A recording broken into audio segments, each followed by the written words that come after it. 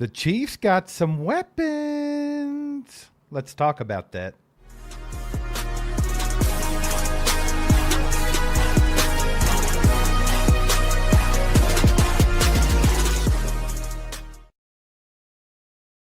How we doing? Chiefs Kingdom, NFL fans worldwide. How we all doing tonight? Get in the chat. Man, it was a long weekend, and we're going to wrap it up with a live stream, because why not? We're psychopaths. Let's get back on here and do it again. Let's talk about the Chiefs some more. No, but right after the draft, man, obviously just instantly the Chiefs started signing UDFAs. We knew that was coming. We haven't really got to get on here and talk about any of them so far, so we figured we would do that, talk about our favorite players that the Chiefs acquired this weekend and see what you guys like.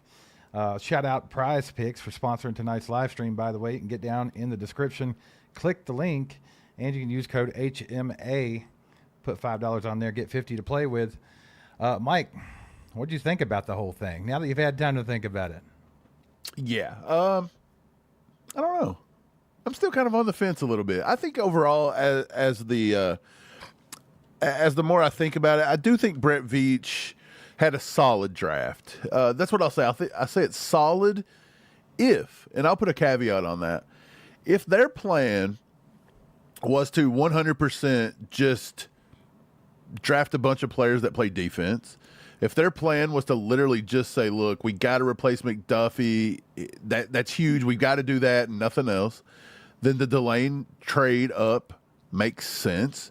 Because, again, the news about Jermon McCoy, and they took a top 30 with Chris Johnson, who went late in the first, and maybe they thought he didn't fit their mold, so they didn't like nobody in the mid-rounds that could do what Delane could do. So maybe they were like, look, we got to get that corner. If we do not get him at number 9, then we're going to be stuck.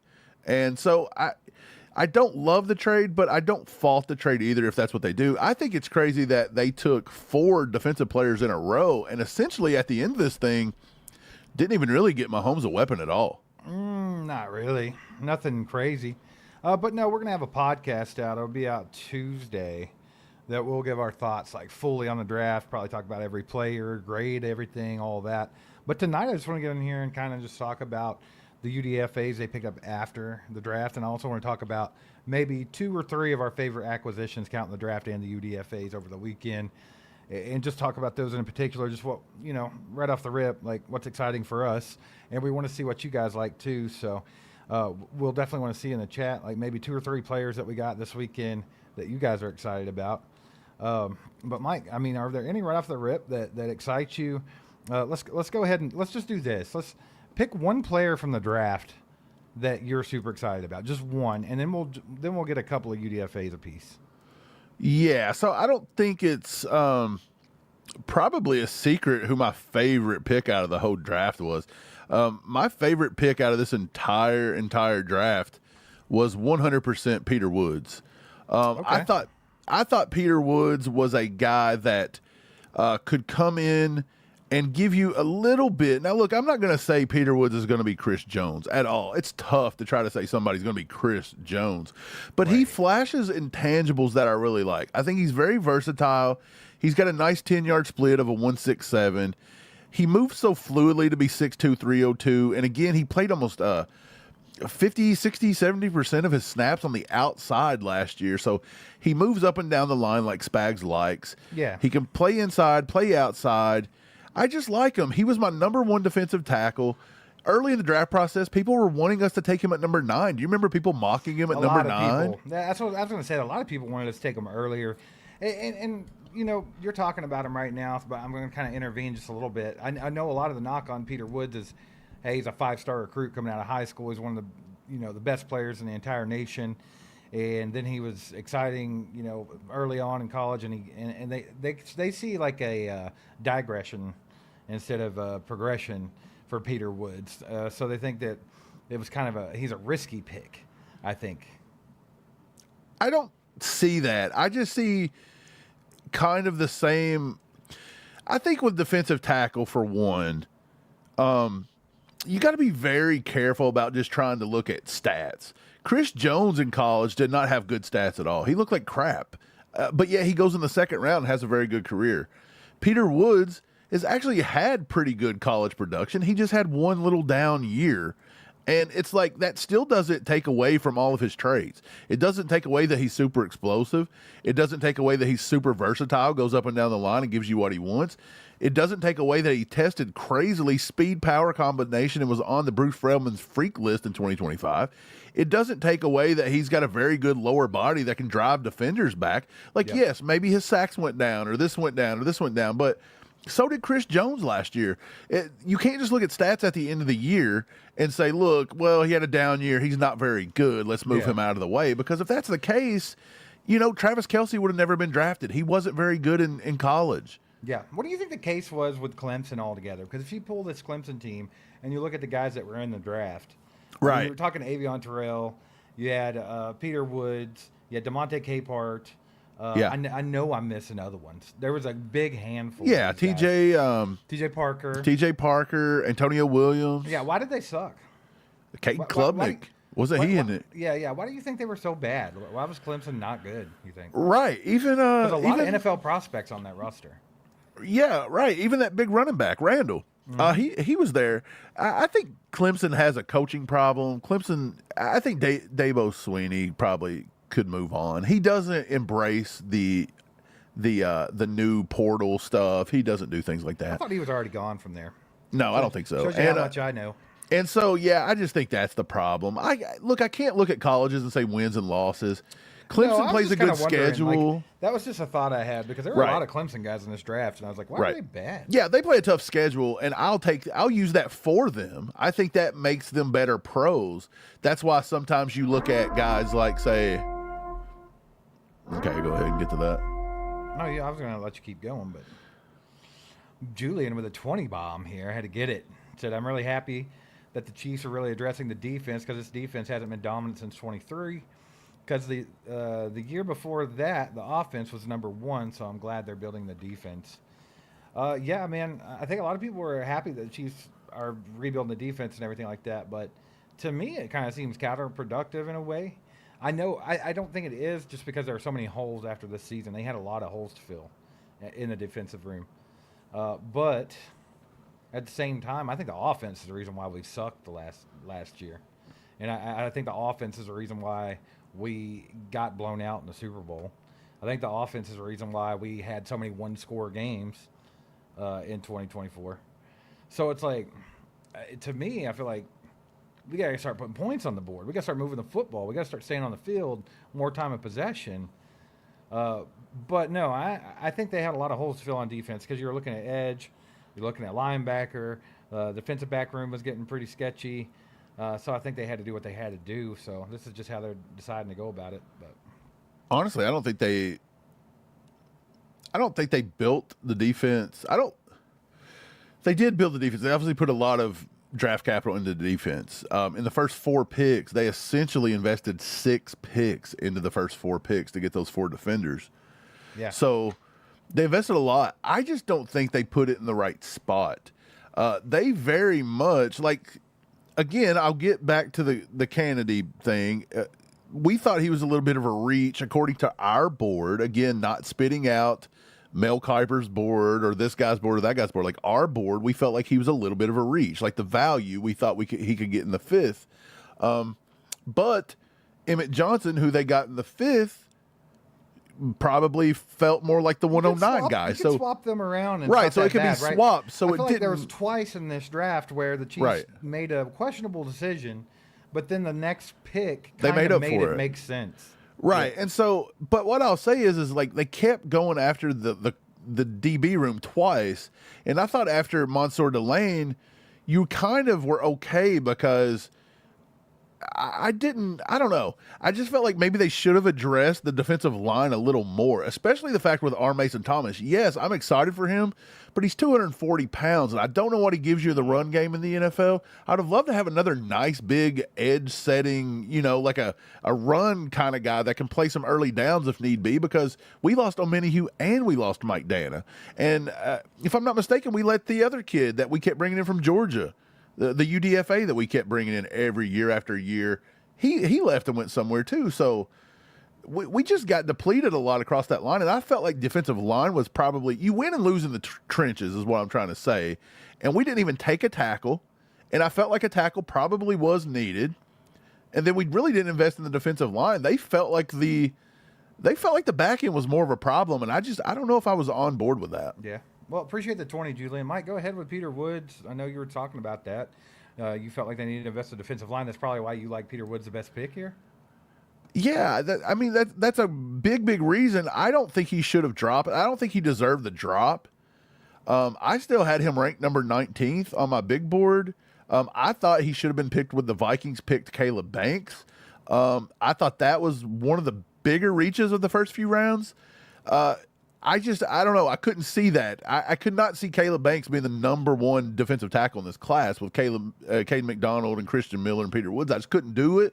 But I guess they did it anyway. Obviously, everybody's got a different board, and I think that speaks volumes. But again, the only thing I could think about with Peter Woods is they're too focused on some of the games where he just didn't, he didn't have massive amounts of sacks and this and that, and maybe missed tackle rate. I don't know. He misses, a lot of tackles coming through there. So it is what it is. I don't know, but I really enjoyed the Peter Woods pick. I thought that was great. You pair that with R. Mason Thomas, our pass rush in general gets a little better. But I feel like you could have got another guy, maybe even trying to bring in Michael Heldman as a UDFA, or maybe even taking him in, the later rounds. I would have been fine with that. I think he's a guy that could have set the edge and done stuff like that, but they chose not to do that. Right. And instead, they took Nussmeier. Vincent Anthony Jr. as a UDFA. They brought in, Cole Brevard from Texas, defensive tackle. They brought in Damon Payne Jr., defensive tackle from Michigan. And they got Edge Zelmar Vetter from Houston. I don't know if any of those guys are going to help you much. It gives you a little bit of depth, I suppose. I don't know a whole lot about those guys. I got to dig into them. So I will say that. So my most exciting pick for the entire draft had to go to R. Mason Thomas. It just has to. I would say it would be like Mansour Delane if I wasn't so opposed to trading up and just getting a corner in the top 10 in general, because I think he's going to be a very special player. But R. Mason Thomas gives me something that I've been begging for. I want some speed on the edge. I want some bend on the edge. I want something different. And to me, Art Mason Thomas is kind of a step in that direction to where it's like, hey, maybe they're having that philosophical change on defense to where we don't have to have the prototypical Steve Spagnuolo edge every time we talk about them acquiring a player. But here's the thing. It does come with this caveat of, is it going to be out there? And you mentioned that he's got to up his run defense, figure out how to contribute on all, on 3 downs, not just one. So I don't know. I think a lot is going to play into that. Like, can they get him to where he can be a viable run defender? I think that's the big question mark. But I think as far as having a guy that's going to bring a lot of passion, a lot of speed, closing speed, a guy that can finish plays, R. Mason Thomas is exciting, brother. I'm so happy to see them kind of go with a guy. And they invested, a second-round pick on him, and it's a high second-round pick. I mean, they were picking at 40. I don't think you can just set him off to the side and Josh Uche him. I don't think you can do that after investing that much in him. Don't put it past them. Don't fall over and pass out if they do. But I don't think that you can. I think you got to give him his reps. And I think between him and Gelati over there, this could be exciting, as opposed to more of the same with Charles Omenihu and Mike Dana and just Malik Herring and Josh Kando and all these craps that we've had to deal with. And maybe we can even get Felix involved. But I really liked R. Mason Thomas. Let's look over in the chat. I want to see who everybody's favorite pick was just out of the draft. Just one player. Y'all name one player. Who was your favorite pick out of the draft? Not UDFAs, just the draft. Who was your favorite pick? What gets you horned up a little bit? I want to see that. I think Cyrus Allen's also interesting. I don't think it's anything groundbreaking. I think it's kind of more of the same when it comes to, the kind of receivers that the Chiefs draft. But I do think that he's fun. I think the biggest thing about him that I'm excited about, Mike, is probably the fact that he gets separation. Like, that's what he does. Yeah. He's known for getting open, creating separation. We lacked that last season. So, in that alone, the fact that he's known for that, he's a field stretcher, he's a vertical threat.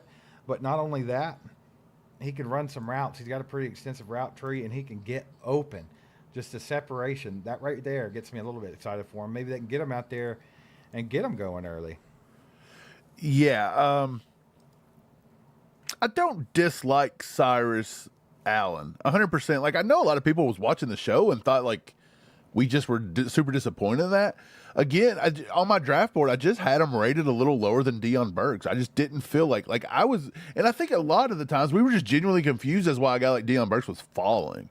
So it was nothing to do with Cyrus Allen. Cyrus Allen is a very good ball player. He was in that exact pocket of players right there with Deion Burks. So, you know, there was a reason they passed on him. Actually, there's a reason a lot of people passed on, you know, Deion Burks for sure. But a lot of people also passed on Cyrus Allen. Like, we got him like decently late in the draft. Yep. So he's not a slam dunk. Like, everybody acts like everybody we take's just a slam dunk, put the gold jacket on them. And it's like, we got to pump brakes a little bit. Let these guys play a little bit. People were horned up last year over our 4th round pick that you smacked your nut for. I think that's a double-edged sword, though. I think you also have to reserve judgment until you see him out on the football field, like, to a certain extent. You know, like, it's hard to come down and be like, hey, because, I mean, I'm kind of right there with you. It's like, with R. Mason Thomas, it's like I said even in the live stream during the draft, like, I would have taken Cassius Howell. I like Cassius Howell better. Right. But you know, like, that's personal preference, and that's completely fine to have an opinion. But at the same time, it's kind of stupid for me to think that Cassius Howell's going to be even better than R. Mason Thomas, you know, because they haven't been on the field in the league yet. That's true, but you are. This is our show. Last time I checked, and we're allowed to have a personal preference. Well, no, and I know so that. if we're grading our players, that's why you said that. Mm-hmm. But what you're saying is yeah, they could both be equally good, or they could both be equally bad. Yeah, they're going to get comped to each other. But look, what happens in 2 years if Cassius Howell comes out and has 30 sacks in 2 years, and R. Mason Thomas can't see the field? Right. People's going to judge Brett Veach, but nobody's going to come on here and be like, "You guys were right. Cassius Howell was awesome." That's true. Yeah, I get what you're saying. So it's better off. It's better off. I'm going to tell you how it is. It's better off to just go ahead and no matter who the Chiefs take, just say they're going to be good and go on, because people's going to crucify you if you don't. Atomic Lizard, like Cyrus Allen said, because of separation. That's me.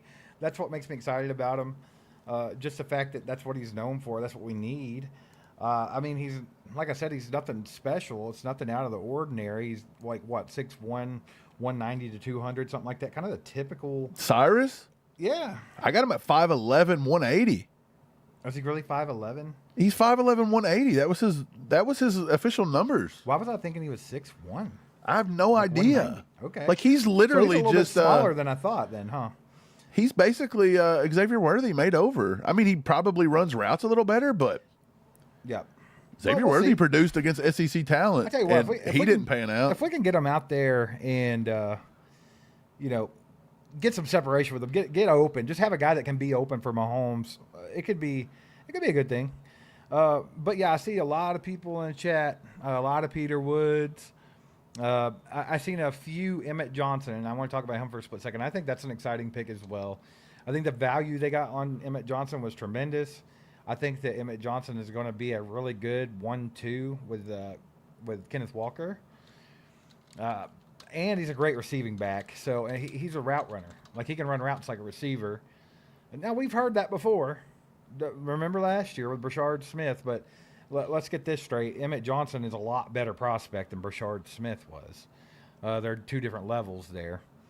But no, I think that they could be able to use him in a lot of different ways. And I think there's a chance that if he proves himself early, and say after Walker's, what did they sign him for, 3 years? Yeah. If they get to the end of that, maybe Emmett Johnson ends up being your longer-term guy. It's a very big possibility if he pans out. So I'm pretty excited about that, too. I thought the Chiefs made some smart picks. I thought they made some picks that you could question. And I know I saw in the chat, somebody was asking you specifically, Mike, but I'll chime in anyway. I'm sitting here. Why not? I can't find her. I'd bring it up. Sorry. But why did you hate the trade up for Mansour Lane, but they used a couple picks to trade up to get Trent McDuffie? Well, I can answer that pretty solidly for you. Trent McDuffie wasn't a top 10 pick.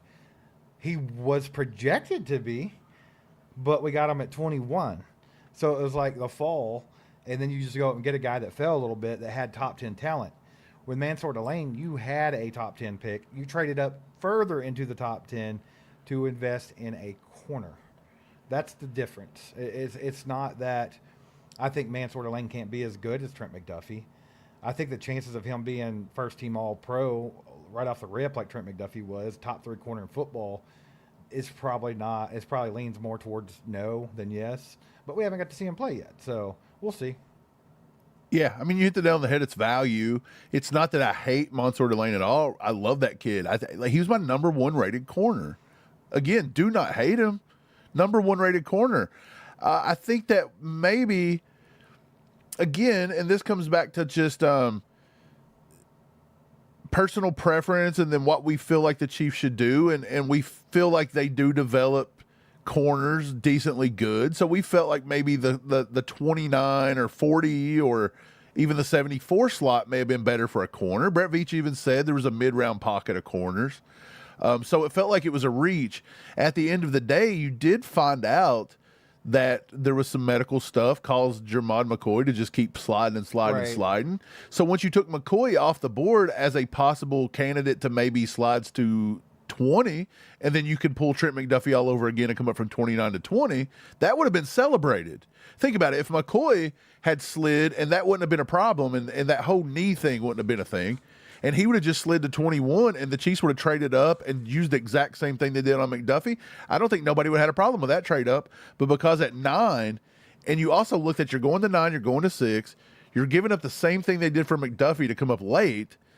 And then it kind of like, it was who was on the board at the time. Like, a lot of people was really wanting pass rush. They really wanted Reuben Bain, maybe Jordan Tyson. There were some big dogs in there for real. And just the Chiefs invested with the corner. They really like Delane. So you can't argue with them at the end of the day. It's their draft board. I have my own draft board, but I don't work for the Chiefs. So I can definitely give you my ideas of who I like and who I don't, but I'm not going to argue them at the end of the day.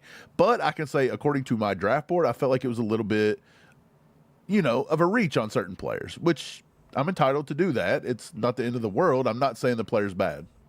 Right, we'll talk about Jade Kennedy in a minute. But let's see here. I saw a couple people in the chat talk about Chad O'Shea, and do you think that's going to make a difference with these receivers and stuff like that? I know personally I do. I think that it definitely is going to make a difference. And then I guess that's even going to help the receivers that we already have on the team, not just change how these receivers develop that we just got, but I think that's going to be a good thing for Worthy and Jalen Royals and even Rashee Rice. So I think he uses, like, if you go back traditionally, O'Shea loves, like, the little short crossing routes and stuff, and just using leverage and setting up defensive players and getting yourself open, creating separation, which is what Cyrus Allen does. So it's a good match there. But our guys sucked at getting separation last year, last in the entire in National Football League. So, I mean, yeah, I think it's a good thing. I mean, I'm sure you do too, Mike. Yeah. You got, like, I'm telling you, there's a lot of things, like, for example, there's a lot of things like people say about players and things they don't say about players and different things. Like, Lance Zierlein, for example, has worked for NFL.com. A lot of people look at him. A lot of people read his stuff, his ins and outs, his strengths, his weaknesses, and things like that. Just look at these strengths and weaknesses and read this and try to guess the player he's talking about that we drafted. Consistently productive in all 3 seasons, plays with good overall pace, ability to tilt coverage with his press release. This isn't a corner, by the way. It's an offensive player. Efficient footwork and snapping off stopper at the top of the routes. Create space with route leverage. Quick to snap eyes to the quarterback after his break. Squares to throw and secures catch through contact. Cyrus Allen? Emmett Johnson? No. I don't know. That was their assessment of Sky Moore. Oh, see, I didn't know you were dipping. I was like, we only took I'm one just receiver, saying, brother. That was the professional guy's assessment of Sky Moore. That's exactly what they're saying about Cyrus Allen. He can create separation. He snaps. He comes back to the quarterback. He produces. So you got to let all these guys play out on the field. I'm just trying to say, at the end of the day, Sky Moore was faster. He had a better 10-yard split. He had a higher vertical. Every measurable was there. And so he did not pan out. So you can't say Cyrus Gray's going to Cyrus Allen's going to automatically pan out. And I wish I quit calling him Cyrus Gray. I was getting ready to say you're never going to stop. Julian with the 20 bomb says, so everybody had the Chiefs on their mock draft that they would take an offensive tackle. They didn't. So does this mean that they have more belief in the offensive line should be better, or they want to see how it goes? I almost think they have to be looking to do something about this post-draft some way, somehow, in my opinion, unless you think they're just going to let Jalen Moore have the right tackle position.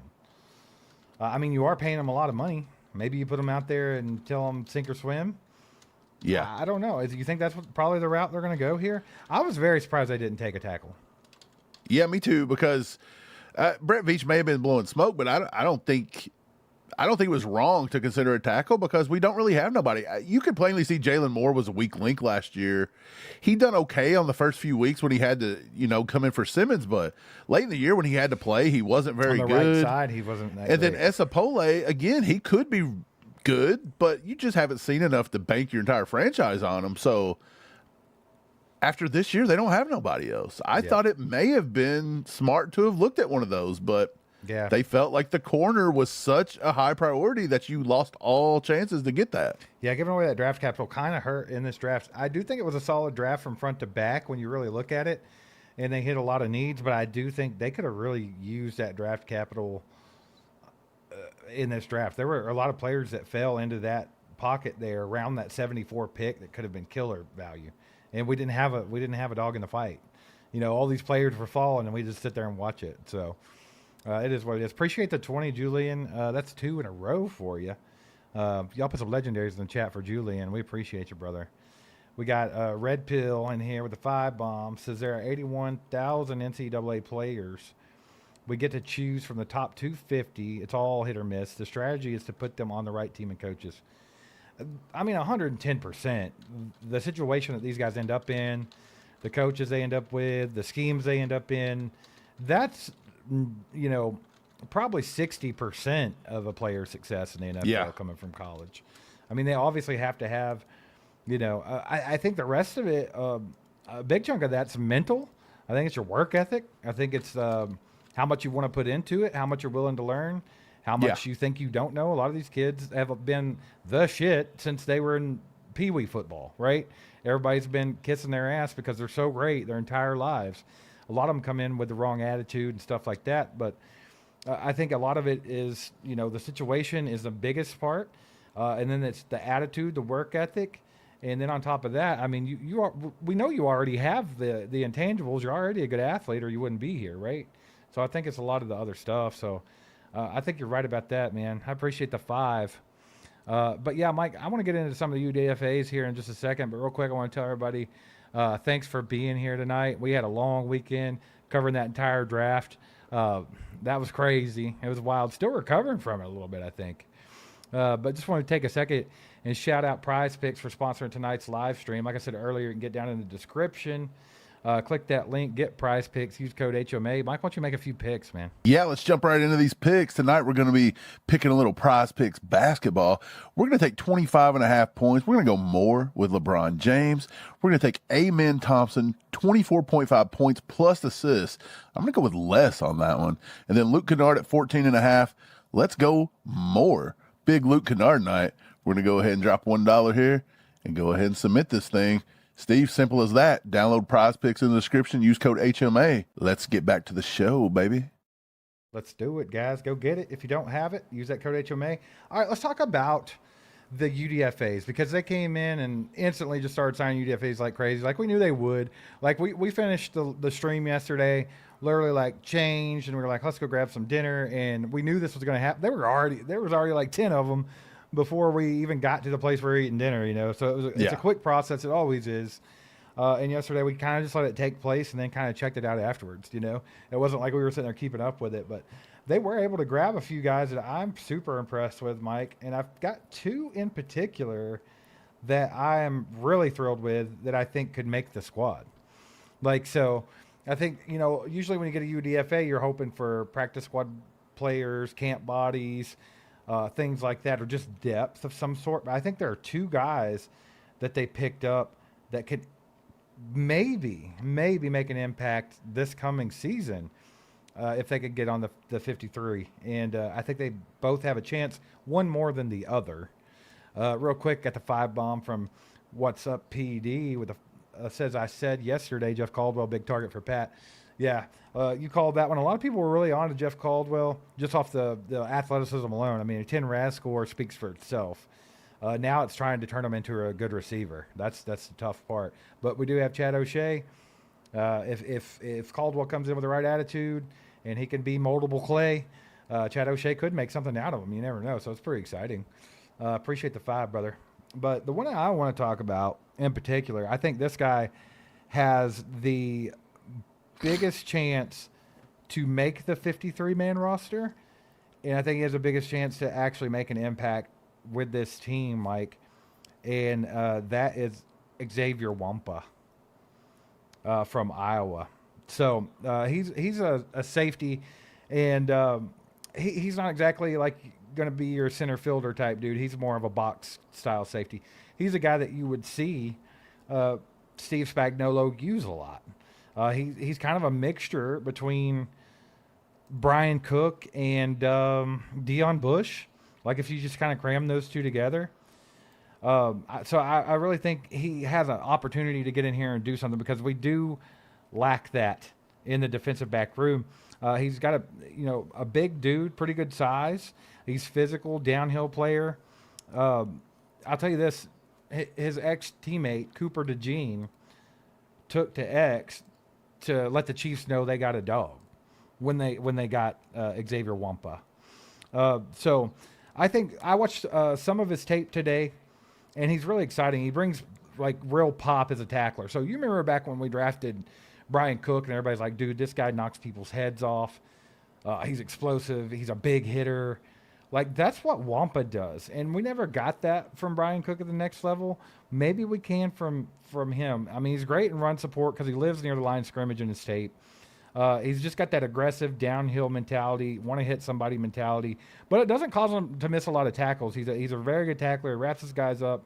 But he does make big hits. I've seen him cause a few fumbles here and there just off big hits in the tape that I did get to watch. He does have some coverage limitations. Not exactly fluid in deep zones and stuff like that. Like I said, he's not consistently going to be like your true center fielder type dude because I feel like he is a little bit late reacting. He plays a little bit reactive instead of instinctual. So I think that's just that split second there that gets him a little bit behind. But if that switch could ever be flipped, I think he could be something special. So they rotate their safeties constantly with the Chiefs. Like Steve Spagnuolo likes to rotate them a lot. Sometimes he likes to play a lot of 3 safety packages. And that's exactly where Wampa is going to excel because he can come in and be insurance for that Brian Cook type role. He's going to excel in safety packages, and I think he's going to immediately be a special teams demon just out there causing chaos. So that's 2 things right there that make me think this kid has a really good chance of he's going to be on the bubble is what I'm going to say. He's not just a practice squad player. He's going to be on the bubble, maybe make the 53-man roster. I think best case scenario for him, rotational safety in the 3 safety looks. I think, like I said, the ceiling comp for me is probably like a Brian Cook, Deion Bush hybrid type player. And his floor to me is he's going to be a core special teamer on this team. So like as far as UDFAs go, I think that Wampa is probably the one that has the biggest chance to make the roster. Just from now. I mean, obviously this could change throughout the summer. But just from the tape that I got to watch on the UDFAs, I think this kid might be the one.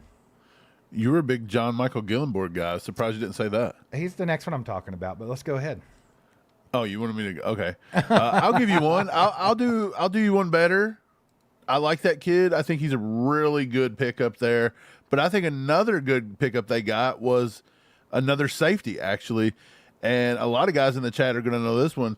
Deshaun Singleton out of Nebraska, 6'3", 212. Wampa is 6'3", 215. So they are going after some big safety he's bodies. a big boy. Yep. But Deshaun Singleton, I was looking at him late in this process, started watching film on him. I'm pretty sure he was a team captain at Nebraska. I ended up getting him into my top 20 safeties, and he didn't get picked.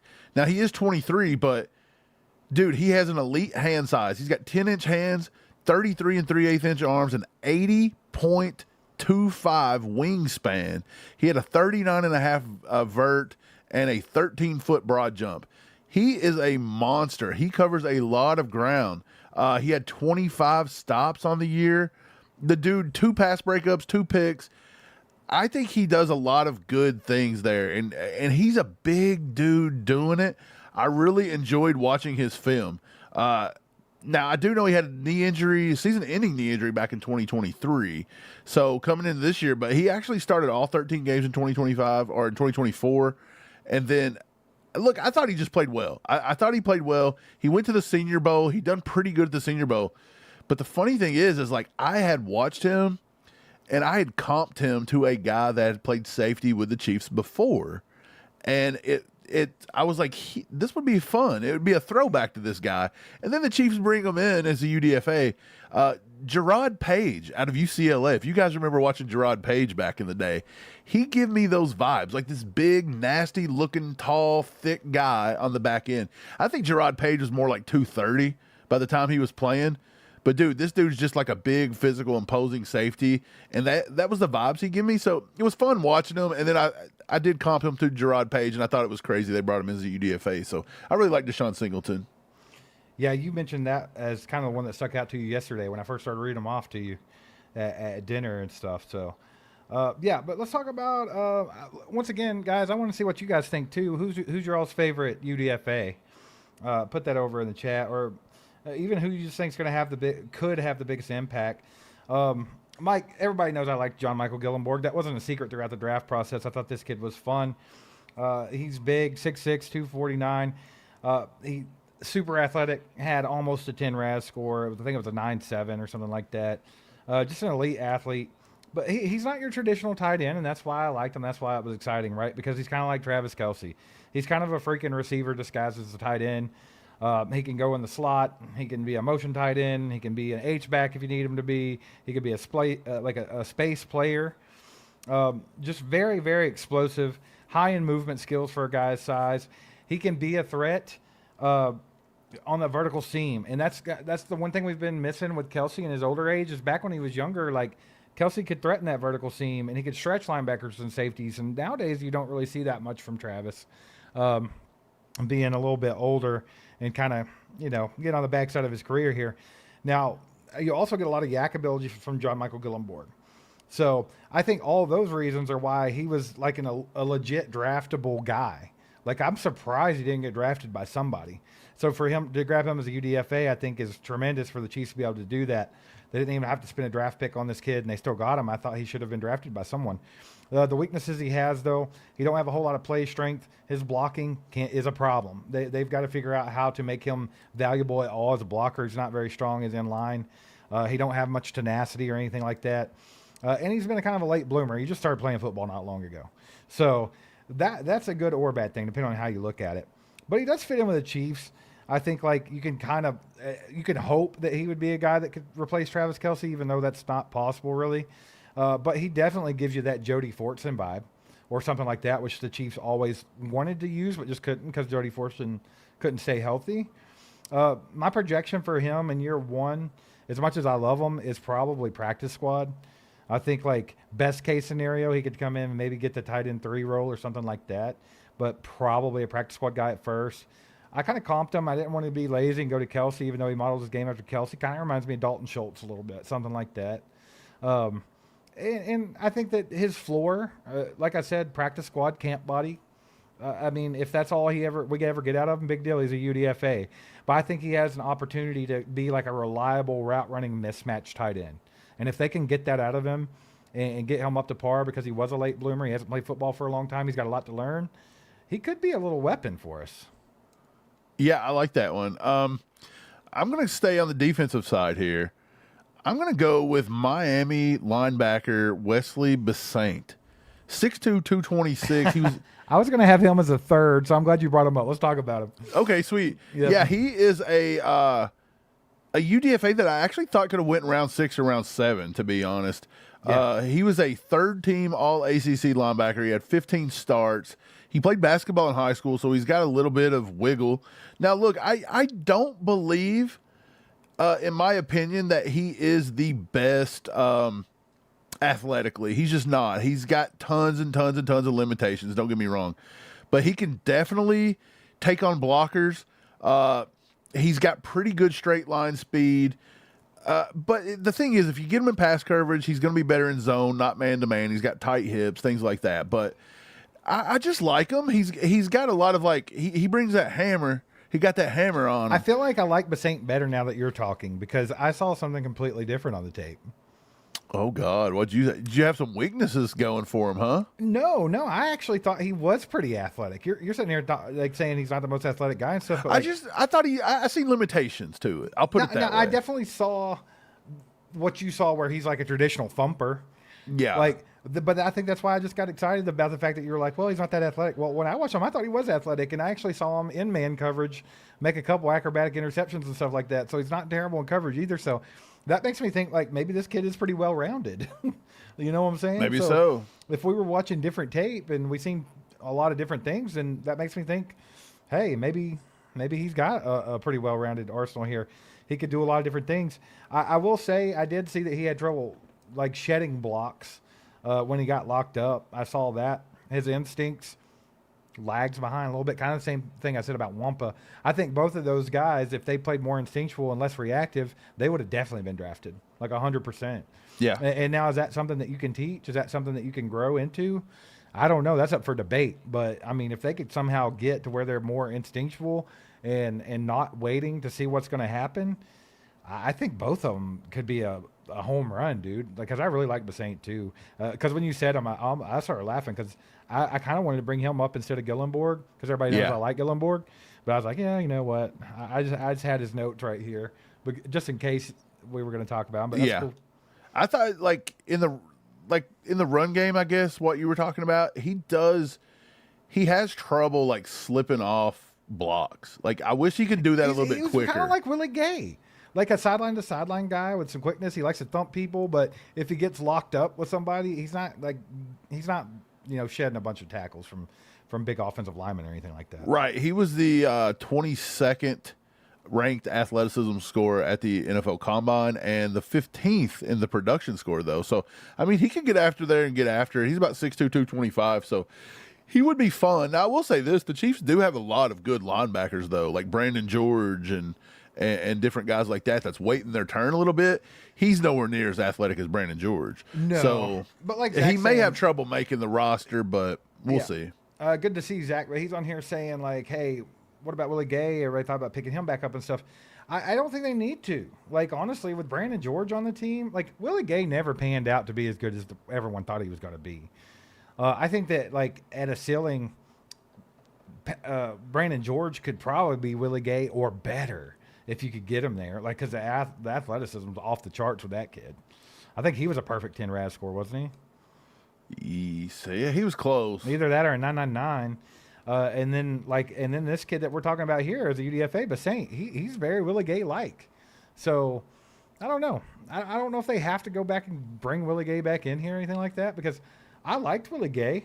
Don't get me wrong. I loved his attitude. I love the fire he brought to the defense and kind of the good vibes he brought to the sideline and stuff like that. But I actually think Willie Gay underperformed. When we drafted him, I thought he was going to be a lot better than he was, Yeah, he didn't live up to expectations, but yeah, it is what it is. Willie Gay was more of a locker room kind of guy, got people fired up, all that kind of stuff. That's what you like about Willie Gay. Well, I had a feeling, guys, that when we started doing this today, that the name that I was going to see the most from y'all in the chat was Jeff Caldwell. Yeah, Caldwell's got people horned. Yeah, he does. And so we're going to talk about Jeff Caldwell here in just a second. But I see you have this one started, Mike. I guess you wanted to get to this. Nick Libby in the house says, Mansour Delane said the KC player he looks up to the most on defense is Chamari Connor.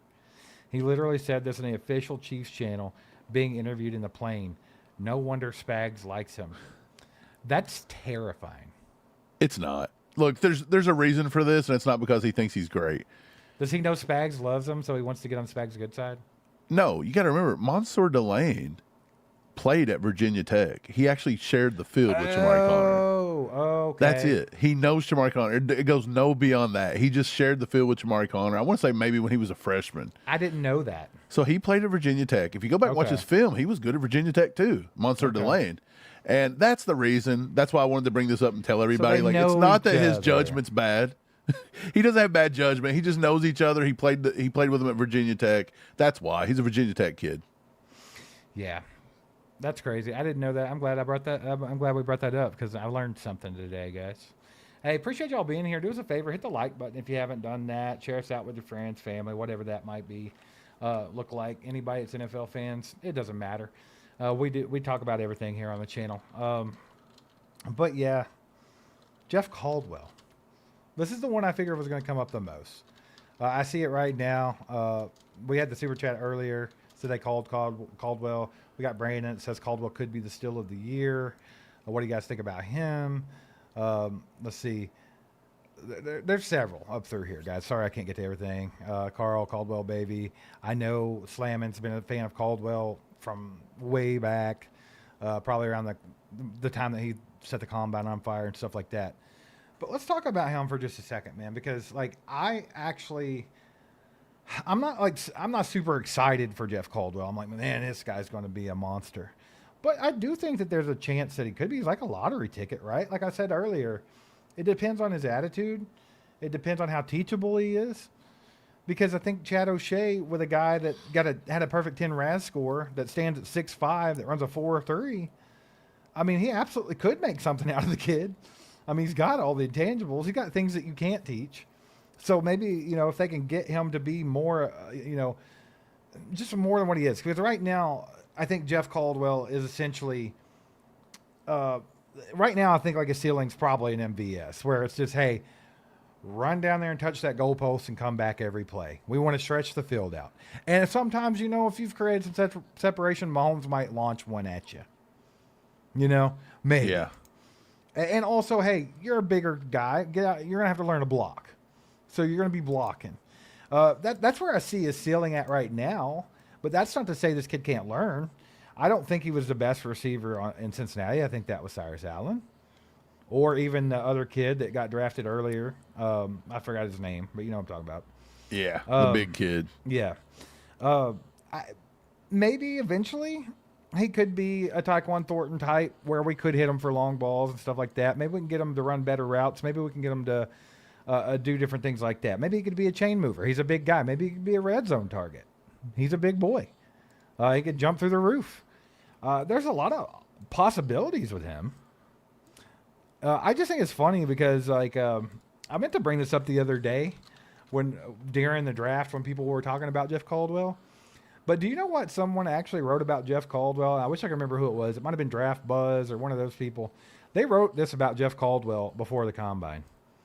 They had speed limitations. What? They wrote that he had speed limitations. And I was cracking up going back and looking at that because he went to the combine and ran a 4.3. And I thought he was always that's what he was known for, was being a kind of a stretch the field type big guy. But I didn't watch a whole lot of his tape at Cincinnati, to be quite honest with you. I watched a little bit here and there, but most of the tape I watched from Cincinnati was Allen and the other kid. So I don't know. Was there something going on? Does his in-game speed not look like that, or what? What did you see? No, I mean, he's fast. I've got him evaluated as a big vertical speedster, straight up. But look, he comes from right up the road where I live. Yeah, he literally plays football about 10 miles from me up the road. He went to Butler Traditional High School right up the road in Louisville. The thing is his brother played football at Lindenwood College, and when Jeff got to Butler, he wasn't even there to play football. He didn't even want to play football. He was going to play soccer. So he does bring some decent intangibles there. He brings the footwork and everything with soccer and things like that, because that's what he wanted to do. And he wanted to follow in his footsteps brother. His brother's name is Frank, and Frank actually still coaches. He come back after he graduated Lindenwood. He come back and he coaches the defensive line at Butler. So he's still right up the road. I could go right up the road and talk to him. But yeah, Jeff Caldwell, all of his family lives here. He was good in high school. He didn't get huge buzz because he didn't come from Trinity or St. X. Those are the two big ones here in Louisville. But dude, Jeff Caldwell's good. You watch the tape. He's got an elite combination of his height, length, and speed. It was easy to see. He covers a large amount of area. He takes long strides. 78% of his receptions in 2025 went for a first down. So he is a chain mover. He's somebody you can look at. He keeps his foot on the gas through the catch point. So he can get a lot of yak afterwards because of that. He doesn't slow down to catch the ball. And I think he actually accelerates at the top of his routes. And he creates a lot of pretty good separation on post and verticals. And a lot of people said he can't separate. But that's with other things. On post and verticals, he can absolutely do it. To me, he reminds me of MVS made over. He catches the ball a little bit better. He's got a 43% contested catch rate. But he does have a 10% drop rate. So you mix those two things, and you may have an MVS, to be honest. And I think at Cincinnati, they could have worked on his route tree a little more. He didn't really do a lot. He ran some goals. He ran some slants, maybe a few hitches or something. He didn't really play a lot of special teams. That's another knock. And then I think, like, when he's got to come back to the ball, so like on comeback routes or something like that. He got no breaks. No, he doesn't really sink low enough and gear down well. He does not do it, man. He's all gas, no brakes. I like Jeff Caldwell. I'm laughing because in the chat, I know you weren't looking at it, but everybody was talking about that at one time. Like, hey, oh, really? He could go. He just can't stop. And and I was getting ready to call him Forrest Gump, but then somebody in the chat said, "What is he, Forrest Gump?" Yeah, and it's because, look, the reason is he doesn't sink well. A good receiver, when they get to the top of the route and they want to break, they sink. He does not sink very well. Now, that could just be he's kind of green to the position. But here's where you got to pump your brakes on Jeff Caldwell. He was my number, I don't want to get this wrong, he was my number 27 wide receiver. So he wasn't horrible. I absolutely thought he should have been drafted. He was draft worthy. I thought it was going to be late round 6, round 7. I thought he could possibly be better than Caleb Douglas out of Texas Tech, who went in round 3. I thought he was better than Kobe Young from Georgia, who went in round 4. I thought he was better than C.J. Daniels and Kendrick Law. Those two guys went in 6 and 5, I believe. Kendrick Law went in round 5. So I believe he was better. Dude, he's better than Xavier Thomas, and the Bears took him in round 3. I personally don't think he's better. I think Kendrick Law is going to surprise some people. But that's just me. Well, Kendrick Law has no production, though. That's all off whatever. At least Caldwell produced. I get what you're saying. And so what I'm saying is yes, he's got a chance. But you also got to take this with a grain of salt, guys. He's an UDFA. Everybody did this with Justin Ross. He didn't pan out. Everybody's done this time and time again.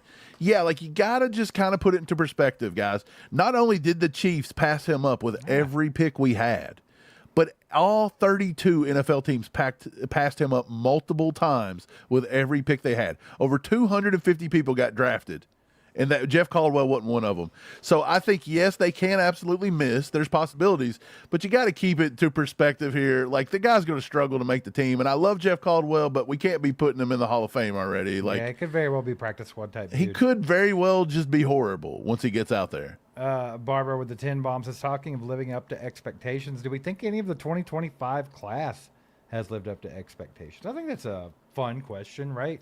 Let's go back to last year's draft. What did we do? Let's go back. Let me see if I've got last year's draft board. Well, you got Josh Simmons in the first round. Did he live up to expectations or not? I would give him a check mark. I would say he did, in my opinion. Yeah, I think that he was actually pretty good. And I think that he's going to be much better the more he gets in there and settles in. I would say that he lived up to expectations, especially the fact that we got to trade back a pick and still get him the very last pick in the first round. Yeah. I think that was really good value on him. Let's see. Who else did we get last year? Look, a lot of people didn't.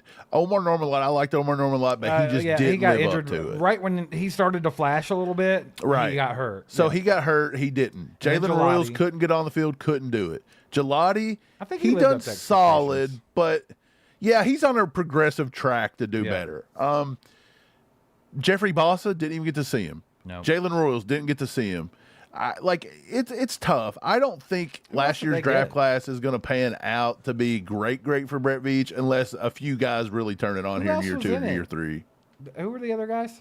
Oh, Noel Williams. I think he lived up to expectations. Noel Williams did. Brashard Smith underperformed a little bit. That's justifiable. He didn't really get to play a lot. The good thing about it is, guys, the people that didn't live up to expectations or aren't on the right trajectory were either injured or just not put on the football field for whatever reason. Yeah. So maybe they still could.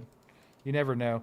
Appreciate the 10, Barbara. And then Ray Ray, our boy Ray Ray, he said Emmitt Smith's son signed with the Chiefs as a UDFA.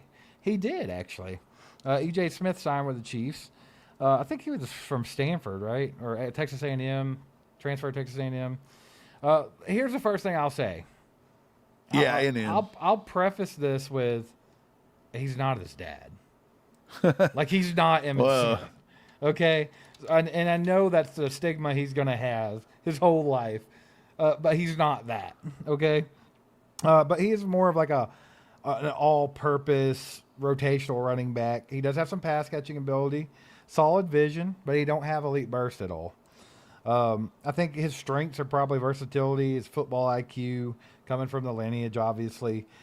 He's pretty patient as a runner. He lets his blocks develop and things like that. And he has a lot of experience because he played a lot of college football. I think he had a 6-year senior or something. Yeah, he didn't play any in 2020, I guess COVID year, but he did play 5 years and took carries in 5 years. Yeah, but he's not explosive. He's not a home run hitter.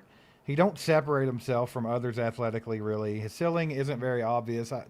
He could be really good. He could be really bad. Like there's nothing there for me to know what this kid could be other than his dad was real good, you know?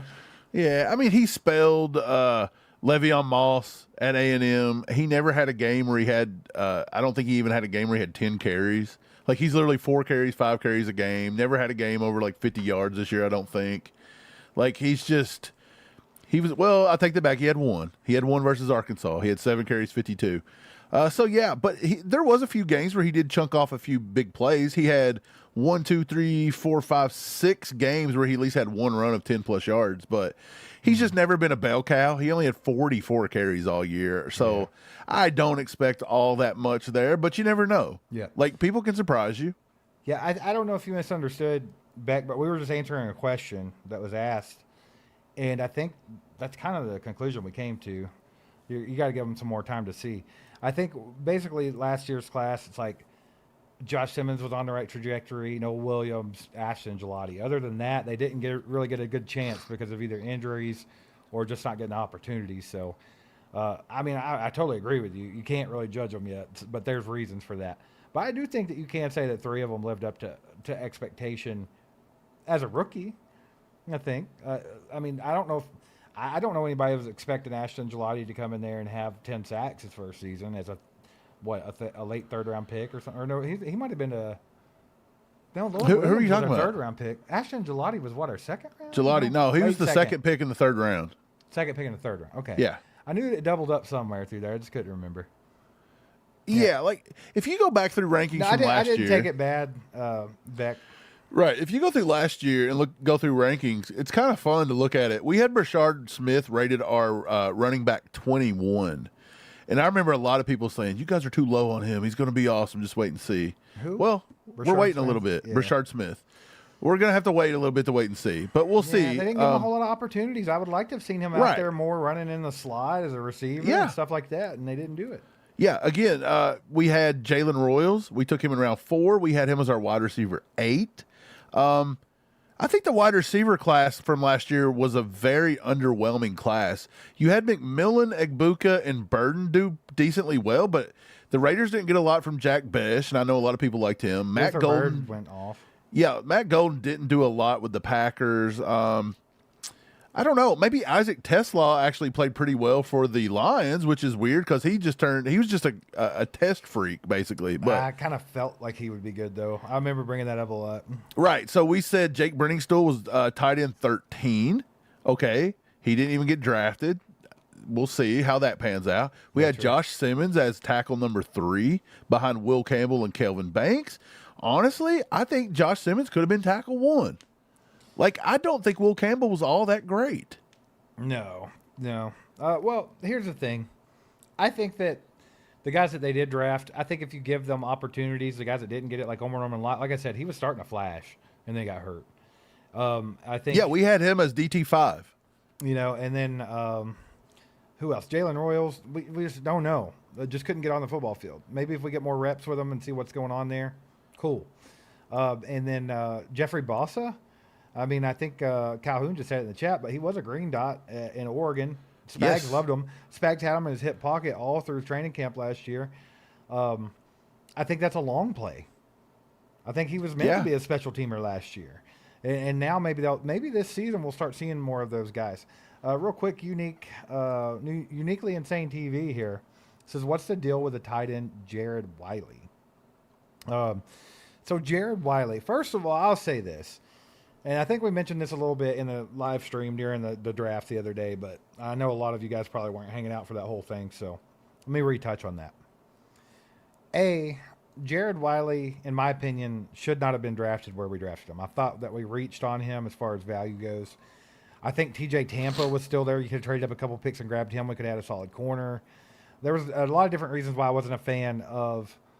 I think Jatavion Sanders was even there, or like a few picks ahead of him. Was that the 2024 class? Yeah. So it was like there's a lot of reasons why I wasn't a big fan of the Jared Wiley pick.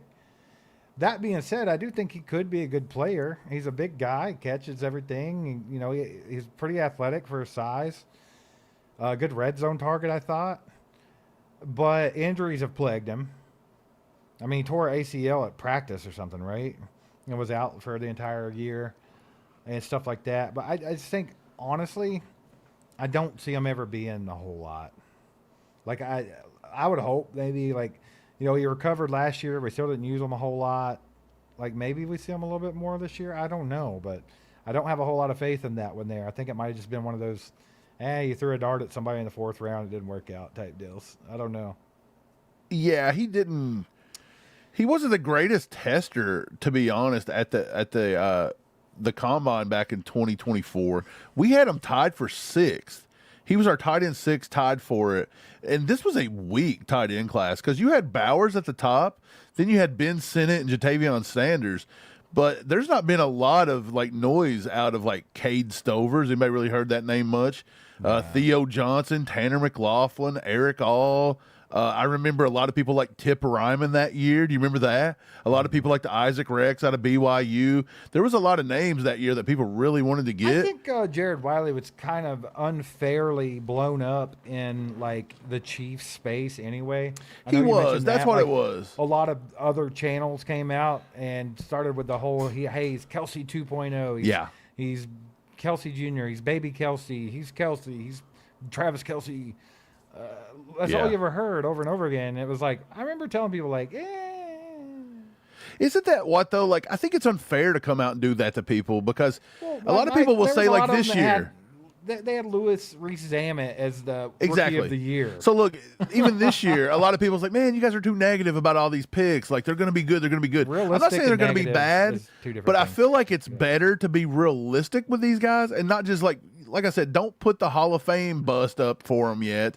Let these guys play a little bit. And I think it's fair to sit back and reserve judgment and try to be a little bit more. I think being cautiously optimistic is better than like overhyping these guys and getting you guys fired up. And then 3 years down the road, be like, you guys were wrong about every one of these guys. Like, it's not about being right or wrong, but it's about integrity. I'm not going to sit here and pump up. I'm not going to be like, hey, Cyrus Allen is the next Tyreek Hill. Tyreek Hill 2.0. You guys just wait. He's going to be rookie of the year. And I get a bunch of clicks from it, and I get all kinds of views, and everybody's like, yeah, and then he just not. Like, I don't know. I feel like that's just not genuine. Right, but if you don't do that, what you see is everybody's like, you guys are too negative. And it's like, no we're just being realistic a little bit. It's funny because I really do like this class. I feel like that overall it was a weaker class. Very high scores from people. Overall, this was a weaker class in overall. But I think the guys that the Chiefs got all seem pretty promising in their own way. Appreciate the Chiefs Nation. It's actually Casey Hathouse. It's our boy Elgin Thrower. If we get more information on the company and if they're gone live and if they're selling things, we'll get all that and let everybody know where to pick some up at. But right now, I think it's kind of a early stages. So we'll do that. I know we don't want to get into it too much because we've got a nice podcast plan to be coming out on Tuesday, and we're going to really dive into our thoughts, what we think about it, why we were a little like down on certain players, why we thought certain trades were weird, kind of getting into our draft board and our big board and our thought process a little bit. But without getting into it too deep, what's the one guy out of this class that you think is going to underperform to people's expectations and somebody that you think is going to overperform for people's expectations? It's a tough question.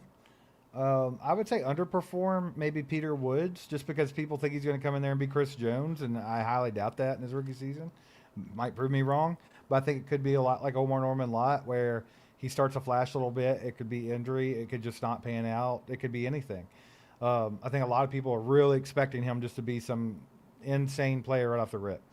I would say Mansour Delane could probably disappoint some people just because you traded up to get him at pick number 6, right? So that's not fair to him to put that on him, but that's how you become a bust, right? Yeah, for sure. Let's see, who could overperform? I think Cyrus Allen. I don't think people are expecting him to be something great, but I think that if they get him on the field, just his knack for creating separation to being open, especially pairing him up with Chad O'Shea, he might be a nice little target for Mahomes. I think Could be. So, I mean, that's a possibility. And then just real quick before you say what you think, I want to call out the elephant in the room, Jaden Kennedy. Jaden Kennedy, I went back and I looked at the notes that I wrote down on Jaden Kennedy, Mike. And you know what I wrote down about him? Yeah, what? I wrote down Don't say he should not be picked at number 109. I'm going to laugh. I had him as a round 5, late round 5, early round 6 pick. Okay? Okay. So 100% spot on when I was like, hey, they're reaching here. According to my grading and yours. Yeah, it's your ranking. They're reaching so hard on Jaden Kennedy right here. But I did write in my notes that okay, slot dependent. So he's got to be a slot corner. Some guy told us, wait a second. Wait. Someone today told us that we knew nothing about football because Jaden Kennedy is not just going to be a slot guy. Like, he's going to be able to be lined up anywhere. No, he's not. Like, he's just going to be able to play linebacker if you want him to be played linebacker. Look, anyway, I wrote slot dependent, but could be a starting slot corner for an NFL team. Yeah. So it's like I had him graded lower, but I'm not saying he's a bad football player. Like, I literally wrote that down. Like, he's slot dependent, but he could be a starting slot corner. Like, he's good enough to do that. So just to throw that out there, I do think Kennedy could come in here and potentially alleviate us a little bit of the Jamari Connor stuff. I wouldn't bank on that. A lot of people are already saying that, like, hey, I love Jaden Kennedy because now we don't have to deal with Jamari Connor in the slot. No, hold your breath. Don't hold your breath on that because Spags loves Connor. And there are some other guys that can play the slot that we have on this team, too. They just signed Cater Cohu. So I wouldn't think they're just going to come in. I mean, even the other guys, Christian Roland Wallace, Kevin Knowles. We got some kids that could play. I thought Kevin Knowles played so well last year, they made a roster spot for him. Yeah, that's what I'm saying. So I wouldn't just expect Jaden Kennedy to come in here and be slot corner and he's going to be great. That's kind of unrealistic. Here's the main reason that I thought 109 was a little high for Kennedy. And again, it's not because I disliked him, because I actually had him rated as one of the better slot corners in this class. I thought that it could have been, as a potential slot corner, this was how I had them ranked. Number 1 slot corner for me was D'Angelo Pons. Is anybody arguing with that? I don't think anybody was arguing that. He was my number 1 guy. Number 2 guy for me was Chandler Rivers playing the slot. And then number 3, yes, was Keontae Scott.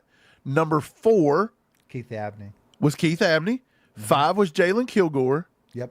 And then I had at the I could interchange those two too. Listen, at the very end, I'd put Tre'Dan Stukes up into that top 5. Mm-hmm. He actually had went up to like number 2 or 3.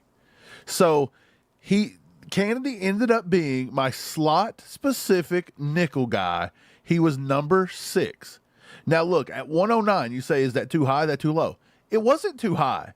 It wasn't too high when you think about it, if he were healthy. Now, he is healthy, but I'm going to say this.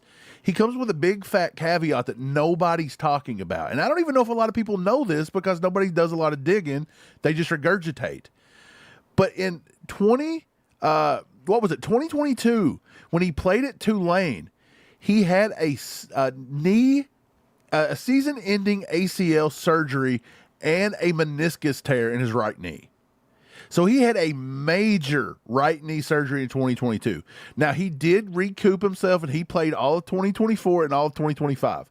But you've still got a major knee injury on a guy that's 23 years old. And I think that if you're going to look at, certain people like Jermon McCoy and drop him almost completely out of the whole draft.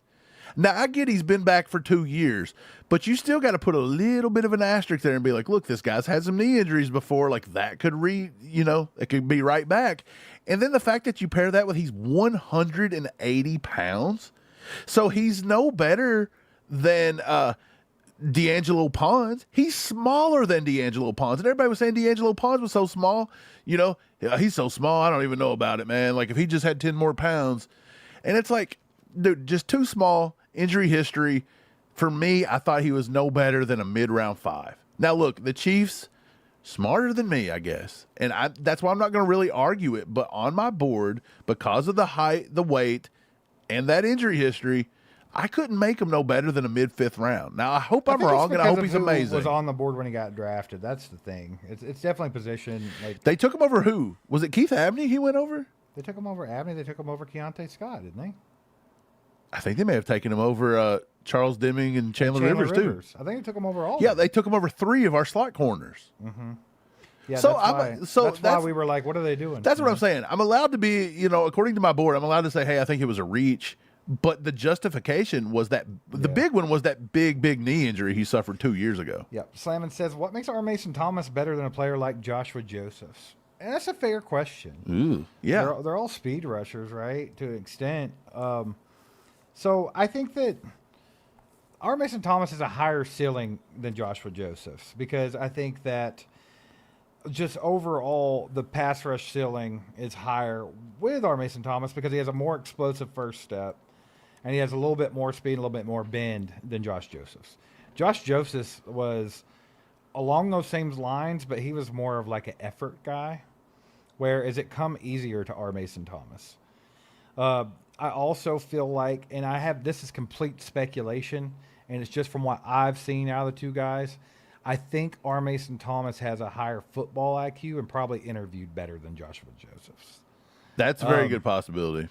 I do think that, and I think that the pass rush traits that our Mason Thomas had compared to Josh Josephs, although they're similar type players, I feel like some of the traits that our Mason Thomas had translate better to the NFL.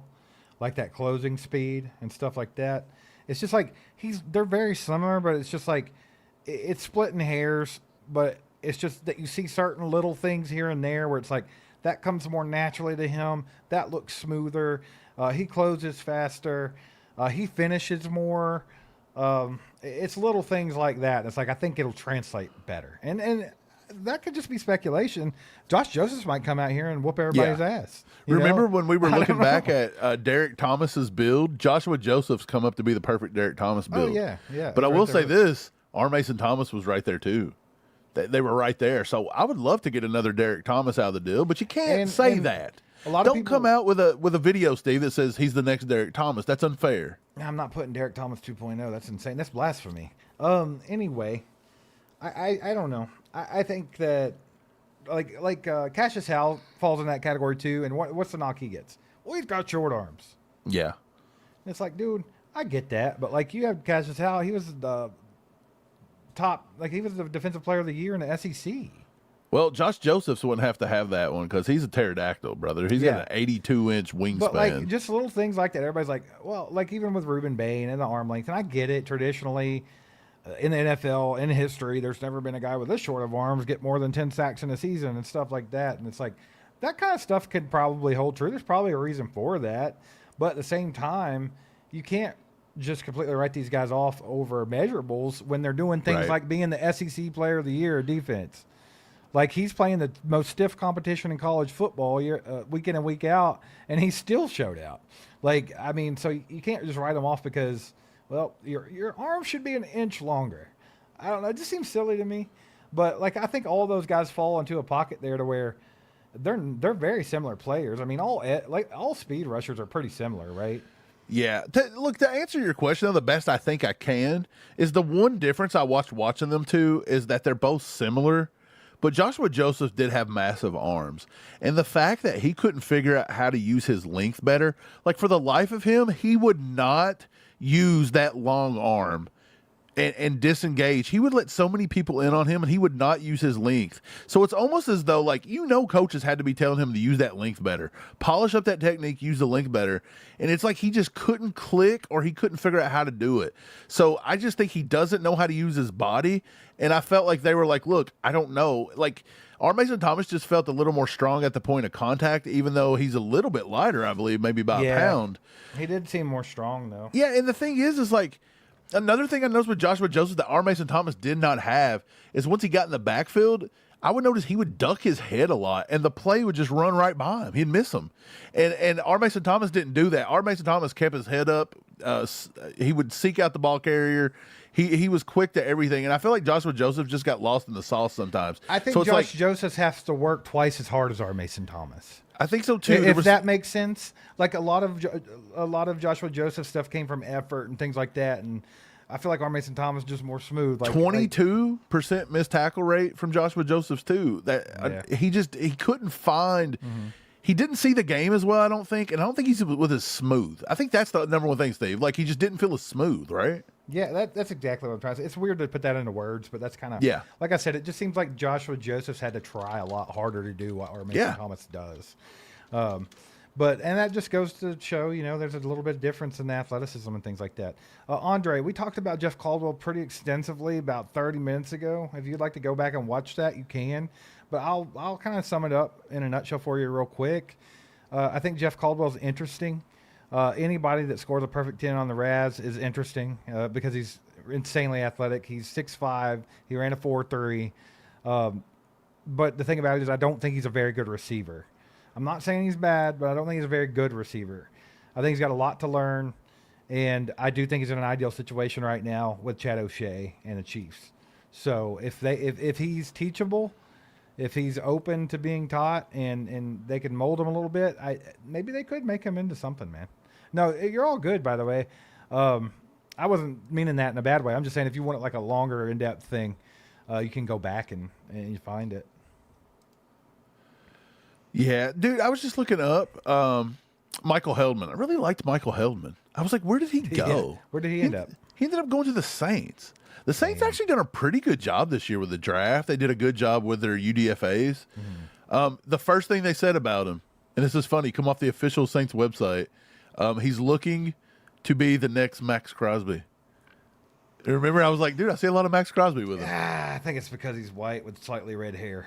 And he comes from Michigan. Yeah. We're all just getting lazy in our ways, huh? I think so. They're like, oh, white edge rusher, that's Max Crosby. Throw some tattoos on him. Make him put out a rap album. Make him smoke a cigar after every game. That's a Kadarius Toney. That's great. Vincent Anthony Jr., edge rusher. Let's see. I got him in almost every mock as late pick as a second edge.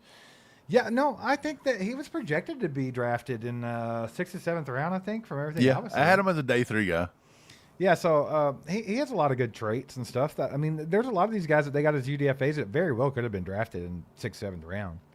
Emmett Johnson, dog, love him, could do a lot of things, exciting. Potentially, depending on how things go, he could be your longer-term answer after Kenneth Walker's contract's over. I think that was a tremendous value on him. But, yeah, anyway, guys, we're going to have a podcast out Tuesday. We're going to kind of dive in depth onto each player probably somewhat. Not enough to bore you, but enough to give you some better insight into a lot of them. We'll also give our grades on everything. I know it don't really matter on what we have to say, but we'll just kind of give you that grade and kind of that way you'll know where we're at as far as how we thought the draft went. I know a lot of people took it negatively that we didn't like to trade up for Monster Delane or picking Monster Delane, but they were taking that as we didn't think Monster Delane was good. There's a lot of stuff like that, but we just want to clear up a lot of things for you, like try to give you the full perspective. And we'll probably talk about a lot of these UDFAs too on that episode. So that'll be out Tuesday. So keep your eyes out for that. And we're going to jump off here for the night. We've had a long weekend live streaming, but we still wanted to come back and do our usual Sunday night stream anyway with you guys and just hang out and kind of just touch on some different things that we saw that was kind of interesting or exciting or whatever. But shout out PrizePicks for sponsoring tonight's live stream. You can get down in the description, click the link, download it if you don't have it. Use code HMA when you sign up. Put $5 on, get $50 to play with. That's a good deal, so go take advantage of it. But yeah, man, we'll see you guys next time. Go Chiefs. Wow.